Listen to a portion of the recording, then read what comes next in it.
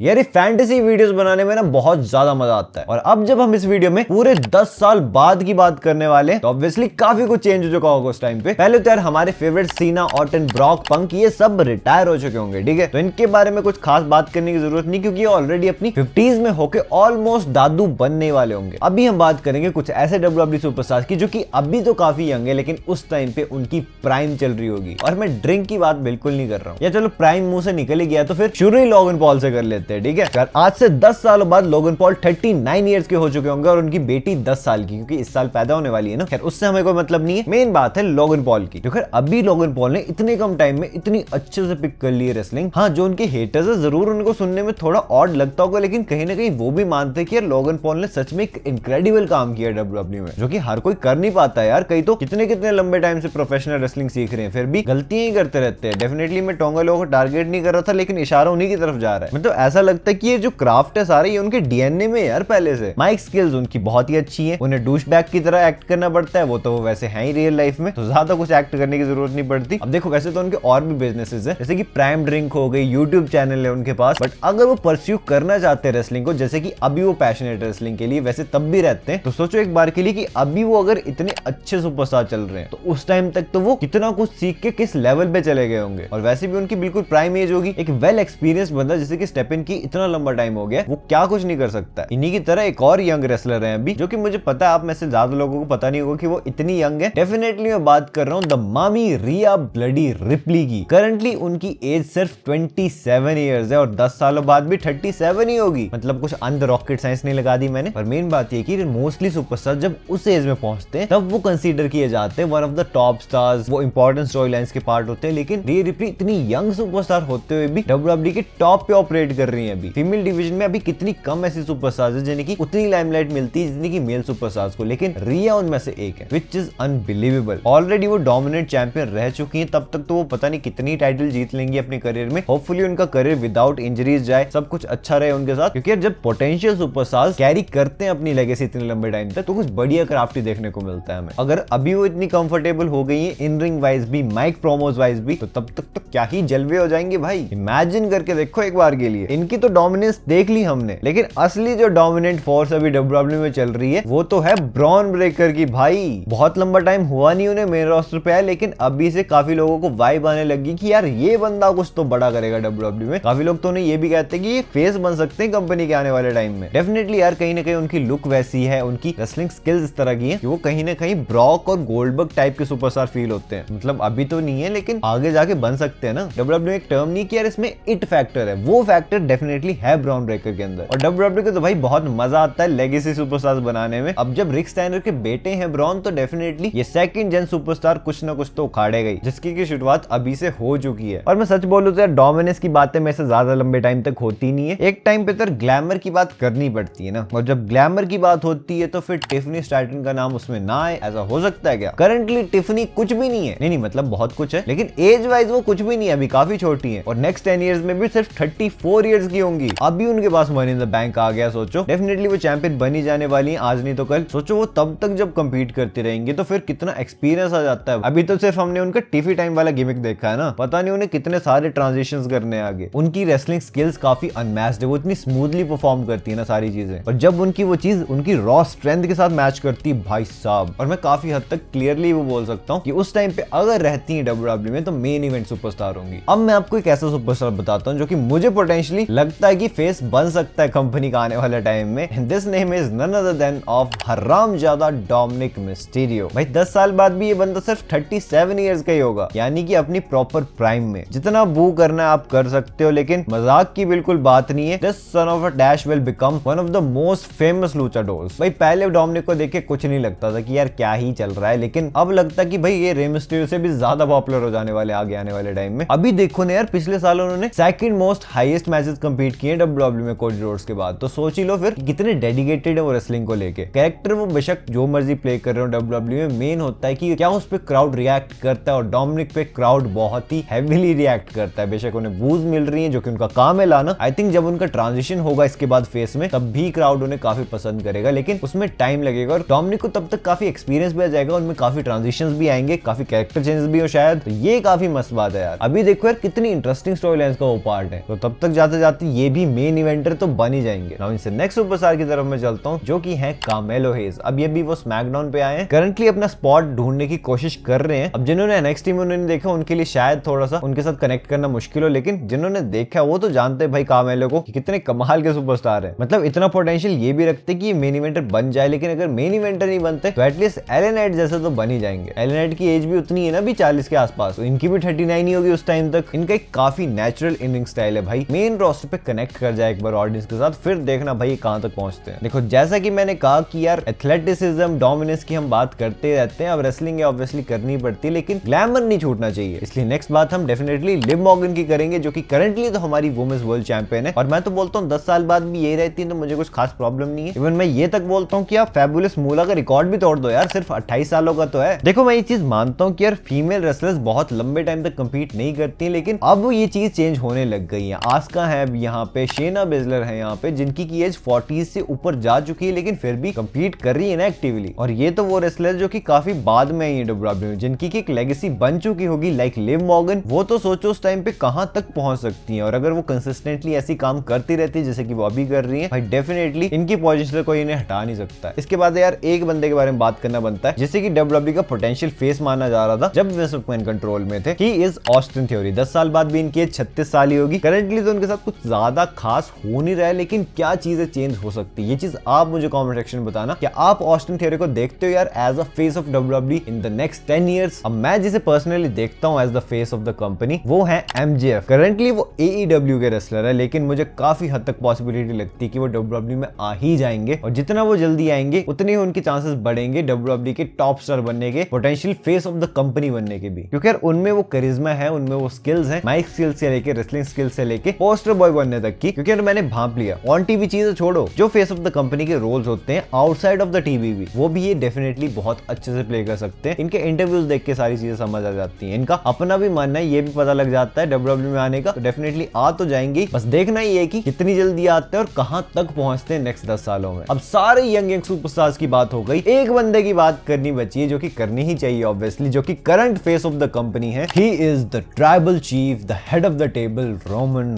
Range. 10 सालों बाद वो कहां पे होंगे? तो काफी हद तक पॉसिबिलिटी कि वो हॉलीवुड की तरफ चले गए हो, ये भी पॉसिबिलिटी कि वो काफी पार्ट टाइम स्केड्यूल पे डब्ल्यूडब्ल्यूई में काम करते रहे, शायद साल में एक बार ही कंपीट किया करें, लेकिन किया जरूर करें। और मैं आपको बता दूं उस टाइम पे उनकी एज 48 इयर्स होगी, और 10 साल बाद रेसलमेनिया 50 होने वाली है, जिसमें कि काफी हाई पॉसिबिलिटी बनती है कि रोमन रेंज अपना रिटायरमेंट मैच भी रेसल कर सकते हैं। अब अगर आपको रेसलमेनिया 50 का फैंटेसी मैच कार्ड जानना है तो कमेंट सेक्शन में बताना, मुझे मैं उस पर वीडियो बना दूंगा। अगर आप कमेंट करोगे सिर्फ तभी, ऐसे नहीं। अगर मैंने कोई बंदा मिस कर दिया जिसके बारे में आप जानना चाहते थे तो मुझे कमेंट सेक्शन बता देना। बाकी अगर आपने मेरी लास्ट वीडियो देखी जिसमें मैंने कुछ ऐसे डब्ल्यूडब्ल्यूई सुपरस्टार्स बताए थे जो कि इस डेकेड में रिटायर हो जाने वाले, वो कौन से सुपरस्टार्स हैं जानना तो यार ये रही वीडियो आपके सामने, से जल्दी क्लिक करो और देख लो। एंड मैं मिलता हूं आपसे अपनी नेक्स्ट वीडियो में एक बहुत ही इंटरेस्टिंग टॉपिक के साथ। So until that time this is जय साइनिंग आउट।